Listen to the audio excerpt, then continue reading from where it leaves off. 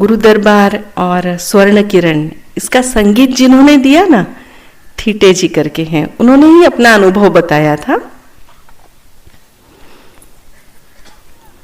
तब तो उन्होंने सिर्फ स्वर्ण किरण के लिए संगीत दिया था और सुमंगला जी के मुंह से ही कई बार उन्होंने सुना था स्वामी जी के बारे में कि हाँ भाई बाबा स्वामी है, बाबा स्वामी है, ऐसे करके कुछ सुना था। तो वो स्वयं बैंक में वैसे सर्विस करते हैं और साथ में उनका शौक है संगीत का, तो संगीत भी देते हैं, म्यूजिक डायरेक्शन भी करते हैं। तो उन्होंने अपना अनुभव बताया कि वो एक दिन ऐसे ही बैंक जा रहे थे और जब ऑफिस आवर्स होते हैं, ऑफिस का समय होता है, तो हम सब जानते हैं रास्ते पर कितना रश होता है। और फिर मुंबई जैसी जगह, वहाँ तो कौन सा समय होता है जब भीड़ नहीं होती। तो वो जा रहे थे मोटरसाइकिल से और किसी ऐसे गली में ही अंदर ऐसे कहीं टर्न किया, कहीं से जा रहे थे। तो मेन रोड होते हैं उसमें तो बराबर लेन और ये सब होता है, लेकिन जहाँ अंदर गली में गए तो थोड़ी लेन और ये लेफ्ट और राइट का इतना। तो सामने से ना एक ट्रक आ रहा था और वो पता नहीं क्या उसका ब्रेक फेल था या जो भी होगा, पूरा बहुत स्पीड से आ रहा था वो ट्रक। जैसे ही मोटरसाइकिल अंदर टर्न की, वो इतना फास्ट ट्रक आ रहा था कि साक्षात सामने मृत्यु नजर आई उनको कि अब मैं नहीं बच सकता हूँ। और बचने जैसे सचमुच स्कोप ही नहीं था बचने का। तो एकदम सामने मृत्यु नजर आई ना, तो उनको क्या याद आया, बाबा स्वामी बचाओ। ऐसे जोर से वो चिल्लाए, बाबा स्वामी बचाओ। और फिर क्या हुआ पता नहीं क्या हुआ, मोटरसाइकिल को ठोकर लगी, जो भी हुआ। तो एकदम से जैसे ना ये एकदम फेंके गए हों कहाँ, तो एकदम वो मोटरसाइकिल से एकदम फेंके गए और उनका वो हेलमेट था ना वो भी गिर गया। वो फेंके गए और फेंके गए तो कहाँ टकराए जाकर के, कहाँ गिरे, किसके ऊपर, तो सब्जी का वो किसी ने बोरा ला करके रखा था, उसके ऊपर धप्प से जाके गिरे। तो उधर से ट्रक आया, वो ट्रक ने बिल्कुल चकनाचूर कर दी मोटरसाइकिल, हेलमेट भी टूट गया, सब चकनाचूर एकदम। वो माचिस की डिब्बी होती है ना, उसके ऊपर हमारे जैसा कोई पांव रख दे तो क्या हो, वैसे बिल्कुल चकनाचूर मोटरसाइकिल। लोगों की एकदम भीड़ हो गई, इसके ऊपर का आदमी कहाँ है, उसकी क्या कंडीशन हुई होगी। सब लोग देख रहे इधर उधर से। तो ये भीड़ हटाते हुए गए, भैया हटो ना जरा, जगह दो जगह दो। तो बोले अरे क्या जगह दो, वो किसका एक्सीडेंट हुआ है वो तो देखने दो। तो बोले अरे वो मोटरसाइकिल मेरी थी, मेरा ही हुआ है एक्सीडेंट।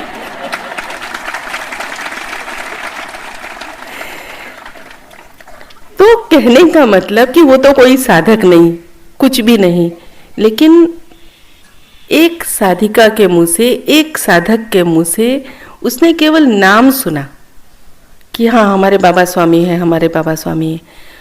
तो आत्मा ने तो पहचान लिया, लेकिन देह नहीं पहचान पाई, वो आज तक भी नहीं पहचान पाई।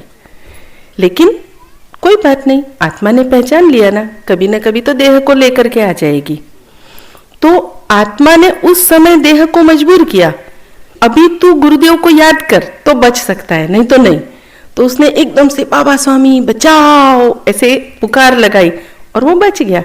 और उन्होंने खुद बताया कि मुझे ना एक स्क्रैच तक नहीं आया, क्योंकि धप्प से गिरे कहाँ, तो सब्जी के इसके ऊपर तो जैसे कोई गद्दा तैयार रखा हो। तो कहने का मतलब कि हम सब ऐसे ही करते हैं, पूर्ण समर्पित होते हैं, बिल्कुल दिल जान सब से, गहराई से। लेकिन कब, जब इतनी बड़ी समस्या होती है तब। और जब रोज की बात होती है, हम कितना समर्पित होते हैं। यदि हम समर्पित हो जाएं तो ये वक्त ही क्यों आए कि हमें उन्हें पुकारना पड़े। तो कहने का मतलब कि समर्पण जो भी हो 100% होना चाहिए। फिर वो आपकी पढ़ाई की बात हो, परीक्षा की बात हो, आपकी शादी की बात हो, नौकरी की बात हो, रोज का जीवन हो। इसीलिए जब भी बोलती हूँ तो हर बार कहती हूँ कि अपना हर एक क्षण, अपने जीवन का प्रत्येक क्षण समर्पित करो। जब प्रत्येक क्षण, प्रत्येक कर्म सब हम समर्पित करते जाएंगे ना, एकदम से फर्क नहीं नजर आएगा, लेकिन आपको आपके अंदर एक बदलाव नजर आएगा। जब भी कोई भी बात होगी ऐसी कि जिससे टेंशन हो जाए, तो आप उससे बिल्कुल भी आपको चिंता नहीं होगी, टेंशन नहीं होगा, और आप निश्चिंत होकर के बैठ सकेंगे। कोई भी कुछ भी हो, जो भी स्थिति होगी, जो भी परिस्थिति होगी, क्योंकि आप अंदर से कहीं निश्चिंत होंगे, हो जाएगा सब।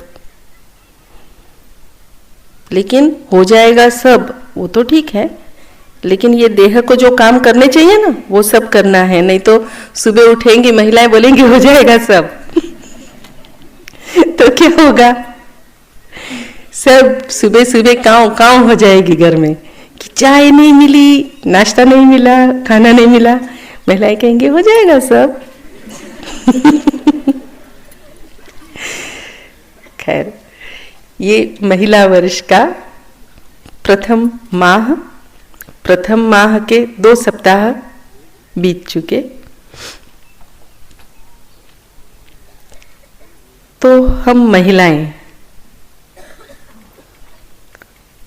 क्या करें जो इस महिला वर्ष में हम अधिकतम लाभ ले सकें, और हम साधक क्या करें कि इस महिला वर्ष में महिलाओं के अधिकतम विकास में सहायक हो सकें। महिला वर्ष के प्रथम दिन यानी 1 जनवरी को धाम पर ही जो सेवाधारी हैं, उसमें से एक सेवाधारी ने मुझसे पूछा, गुरु माँ, महिला वर्ष का आज पहला दिन है, तो मैं तो महिला नहीं हूं, तो आप मुझे बताइए कि मैं क्या कर सकता हूं, मतलब एज ए साधक मैं क्या करूं, मैं साधक हूं तो मैं क्या करूं। मैंने कहा अच्छा सवाल है तुम्हारी, बहुत अच्छी बात पूछी तुमने, कम से कम तुम्हें दिल से इच्छा हुई ना ये पूछने की कि महिला वर्ष है, उसमें हम क्या करें, हमारा क्या रोल होगा। तो महिला वर्ष है तो सिर्फ एक काम करो कि दिल से महिलाओं की रिस्पेक्ट करो, इज्जत करो। तो वो बोला वो तो मैं करता हूँ गुरु माँ, मैं सबको दीदी माँ ऐसे ही मानता हूँ, सबको अच्छे से मानता हूँ। मैंने कहा ठीक है। फिर शाम को ऐसे ही धाम में ऑफिस वाली साइड बाहर की तरफ ध्यान खंड की ओर वहाँ गई, वहाँ पर भी साधक साधिकाएं वगैरह थी, थोड़ी उनसे बातचीत की, सबको चॉकलेट बांटी। मैंने कहा चलो महिला वर्ष है, पर प्रथम दिन है, मुंह मीठा करो, सबको चॉकलेट वगैरह बांटी। फिर मैंने कहा किसी को कुछ पूछना हो, कुछ कहना हो, तो साधिका ने पूछा गुरुमा महिला वर्ष है, हम लोग महिलाएं क्या अपने अंदर चेंज लाएं, क्या करें। तो अब वो लड़की ही थी, छोटी 20-22 साल की लड़की होगी। तो मैंने कहा चल तुझे एक गुरु मंत्र देती हूँ। तो लड़की है इसलिए मैंने लड़कियों को लड़कियों के तौर पे एज ए फीमेल उसको क्या ध्यान रखना चाहिए उसके बारे में थोड़ा सा समझाया। और उसी के साथ साथ वहाँ साधक भी तो थे, उनको भी समझाया। अब आप लोग भी थोड़ा सा देखिए, उसमें से कहीं कुछ समझने जैसा लगे तो अवश्य। वो तो बच्ची थी इसलिए मैंने उसे एक माँ के तौर पे समझाया। उसको मैंने कहा देख बेटा, अभी तुम छोटी हो ना, तो एक ही बात का ध्यान रखो कि लड़की चाहे छोटी हो, मतलब 14-15 साल की लड़की हो, या फिर वो बड़ी हो जाए, बिल्कुल 50-55 साल की हो जाए, 60 साल की हो जाए, तब तक भी एक बात का ध्यान हमेशा रखना चाहिए। तो मैंने कहा मैं ये ध्यान से कुछ अलग हट के बात बोल रही हूँ। ध्यान की बात तो मैं बोलूँगी, तो पहली बात मैं फिजिकल लेवल पर बोलती हूँ, क्योंकि हम सब पहले देह रूप में होते हैं, देह के बाद में मानसिक रूप में होते हैं, और उससे आगे बढ़ते हैं तो आध्यात्मिक। तो मैं तीनों लेवल की बातें तुम्हें बताऊंगी। तो बोली जी गुरु माँ, मैंने कहा पहली बात जो दैहिक रूप से है वो ये कि तुम कभी भी अकेली रहो घर में यानी आप जहाँ भी हो, घर में हो, आश्रम में हो, कहीं भी हो, तो जब आप बिल्कुल अकेले हो तब कोई भी पुरुष, चाहे वो साधक हो, चाहे मतलब छोटा हो, बड़ा हो, जो भी हो, तो अकेले उनके साथ में किसी भी एक कमरे के अंदर मत बैठो। तो बोली जी गुरु माँ। मैंने कहा दूसरी बात, स्पष्ट बोलना सीखो, क्योंकि मैं खुद भी अकेली रही हूँ और अकेले रहने के कारण कुछ बातें समाज ने मुझे सिखाई। समाज ने सिखाई यानी जब हम अकेले रहते हैं, मैं स्त्रियों से बात कर रही हूँ कि जब हम अकेले रहते हैं उस समय जब भी कोई आ जाता है तो हमें औपचारिकतावश ही क्यों ना हो उसे बिठाना पड़ता है कि आओ बैठो, चाय पियो, जाओ, ठीक है ना। लेकिन जब हम अकेले होते हैं तब जो मैंने किया वो मैं बता रही हूँ कि मैं भी अकेली रही। तो मैं क्या करती थी, जब भी कोई अभी सहकर्मी है, मतलब कलीग है, साथ में टीचर है, अब शाम को कोई आ गया तो आप क्या बोलोगे? नहीं नहीं जाओ, ऐसे बोल सकते हैं क्या? नहीं बोल सकते। तो मैं उनको बाहर ही बैठने के लिए चेयर दे देती थी, खुद भी वहीं चेयर लेकर के बैठ जाती थी। तो फिर कुछ देर बैठते थे, उसके बाद में फिर मैं उनसे कहती थी सर आप नेक्स्ट टाइम आओ ना तो अपनी पत्नी को जरूर लेकर के आना। तो पूछते क्यों? सर क्या है ना, घर में भी और कोई है नहीं ना, आप पत्नी के साथ आते तो हम लोग अंदर बैठ करके कितने मजे से बातें करते हैं। तो एक इनडायरेक्टली उनको मैसेज कि जब तक आप पत्नी के साथ नहीं आएंगे घर के अंदर आपको एंट्री नहीं है। ये हम अपनी सुरक्षा के लिए करते हैं। क्यों? मैं ये नहीं कहती कि जो आया वो बुरा था, लेकिन देखने वाला तो बुरा हो सकता है ना। जो देखेगा कि कोई बैठा था, अब वो घर के अंदर बैठा पता नहीं क्या कर रहा था, इस बात से अपने आप को बचाइए।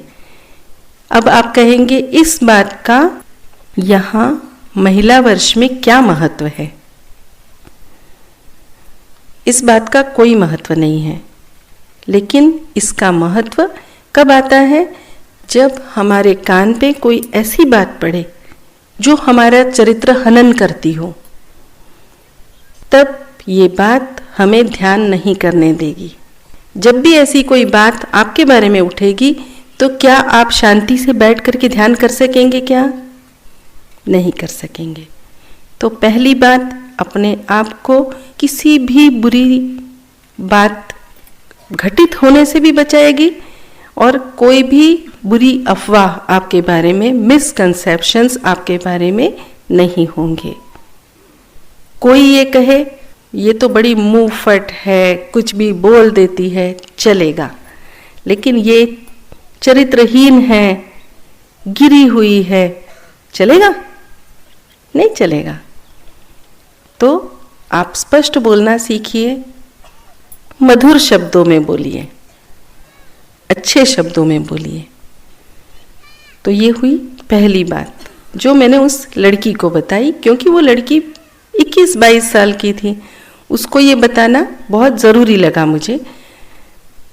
दूसरी बात मैंने बताई साधकों को, मैंने कहा बेटा तुम लोग भी यंगस्टर्स हो, बच्चे हो, ध्यान रखो जब कोई एक अकेली लड़की या महिला हो तो आप खुद ही अंदर मत जाओ।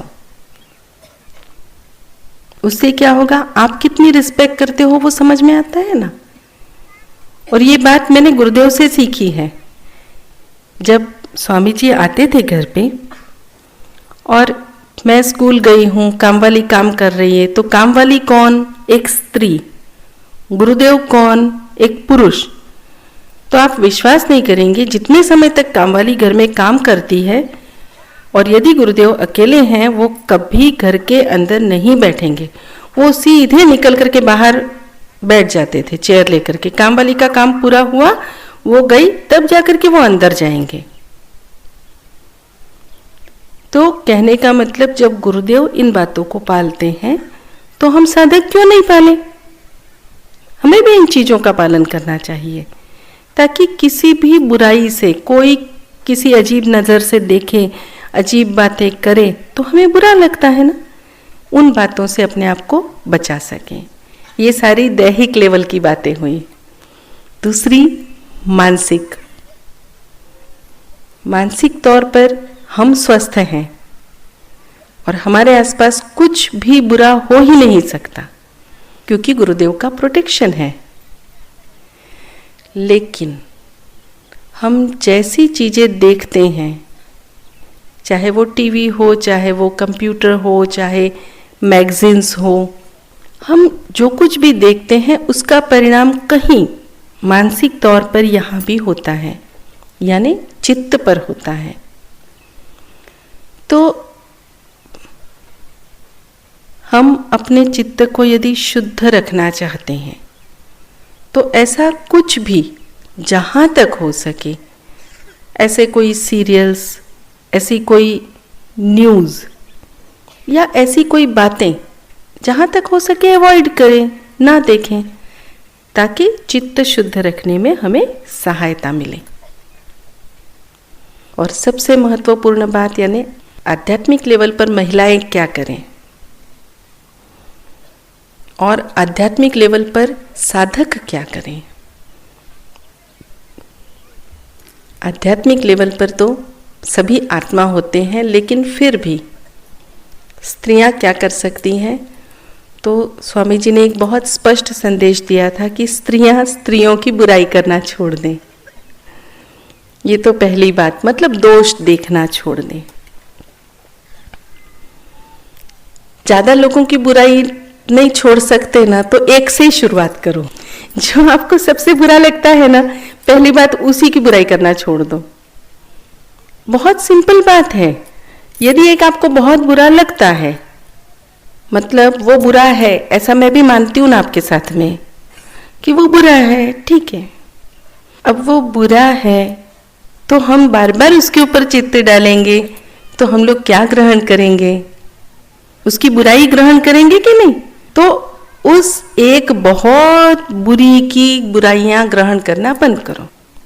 ये तो चलेगा कि नहीं चलेगा? चलेगा ना। जब एक की बुराई ग्रहण करना बंद करोगे, फिर उसके बाद में दूसरे नंबर पे जो भी आता होगा ना आपकी हिट लिस्ट में वो हिट लिस्ट के दूसरे नंबर वाले को छोड़ो। करते करते आप अपने आप को ही पाओगे कि मन बड़ा शांत रहेगा जब हम दूसरों की बुराई करना छोड़ेंगे। क्या होता है, जब तक हमें बोलने को मिलता है ना, तब तक हमारा चित्त अधिक जाता है। जैसे हमने सोच लिया इसके बारे में मैं बोलूंगी नहीं, मतलब लिखूंगी भी नहीं। हाँ, नहीं तो बोला नहीं और लिखा क्योंकि गुरु माँ ने, स्वामी जी ने तो बोलने को मना किया था, लिखने को थोड़ी किया था। तो बोलो मत, लिखो मत, मतलब आप उसके बारे में जो भी सोचते हो वो किसी तक मत पहुंचाओ। ये फर्स्ट पार्ट है। वो आप बंद कर दोगे ना, तो अपने आप दिमाग भी कितनी देर तक सोचेगा उसके बारे में? जाने दो, बोल तो सकते नहीं है, लिखेंगे तो नहीं, तो फिर कितनी देर तक सोचना उसके बारे में? छोड़ो। तो उसके बारे में आप सोचना भी छोड़ देंगे, और जब सोचना छोड़ देंगे तो क्या होगा, आपका चित्त भी धीरे धीरे निकल जाएगा, और फिर धीरे धीरे वो दोष आप ग्रहण करना बंद कर देंगे। फिर दूसरी बात, आप कोई एक स्त्री, कोई एक लड़की या कोई भी जो आगे बढ़ रहा है, विकास कर रहा है, उसको आप किस तरह से सहायता कर सकते हो, आप किस तरह से कोऑर्डिनेट कर सकते हो, उसके साथ मिलकर आगे बढ़ सकते हो या उसे आगे बढ़ने में सहायता कर सकते हो। वो कोई भी एक कार्य आप शुरू कीजिए। Thanks for watching. Like, Comments share, and subscribe.